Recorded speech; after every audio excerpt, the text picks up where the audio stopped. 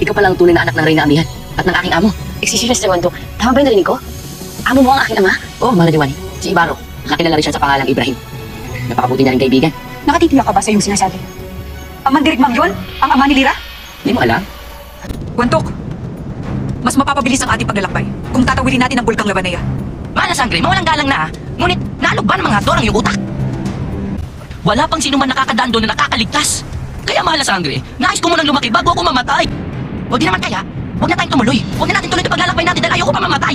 Mahal na Emre, patubayan niyo kami. Huwag niyo hayaan magising ang mga Yeshira. Huwag niyo hayaan kaming mamatay.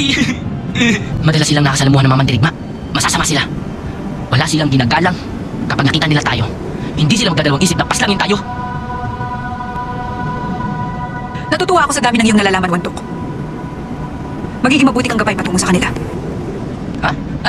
Mana sangre, wala magbabatay dito sa ating sasakyan. Bakit Kaya daw, Wantok, sasama ka sa amin. Kaya, nandito na tayo sa kuta ng mga higantes. Dito na ako mag-antay. Sasama ka sa amin. Kung yun ang nais mo, sangre irog ko. Tulad na makita natin si Lira, itatali ko ng batang yun sa akin tabi. Napakatigas talaga ng ulo ng batang yun.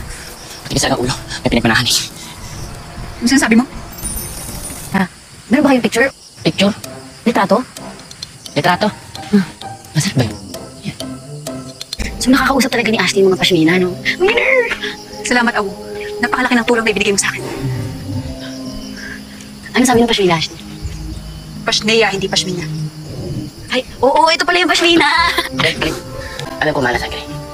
Teka lang, ito na yung pinakahihintay kong moment! Mag-reunite na kami ng nanay ko. Okay lang, itsura ko. Palayon nyo na.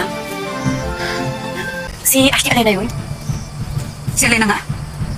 Ngunit paano naparito siya? Hindi ba't sinabi mong tinangay siya ni Hitano? Oh, bakit ako talagang Ashley? Ito ba nagkahiwalay lang tayo na-dead sa kumi? Mga Sangre. Pagpamanin nyo. Ngunit, kaysa magtalo kayo dyan, mas mabuti siguro na puntahan natin yung humingi ng tulong. Tama ba? Nasaktan ko yata ako niyan. Mana Sangre, mapapagod din yan, babalik din yan dito. Gali ka na. Next time.